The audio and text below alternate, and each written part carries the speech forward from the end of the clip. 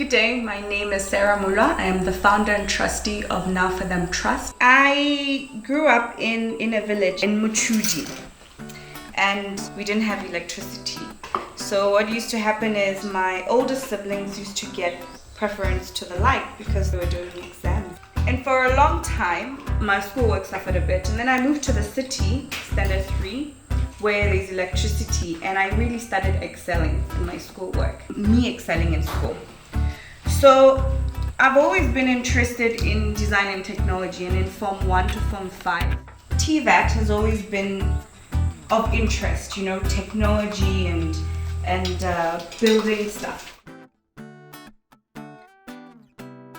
So it just prompted me to try this and try and see if I could get to use my training skills, to use electronics, to use energy, my knowledge of energy, to bring light to scholars, and that's what I did.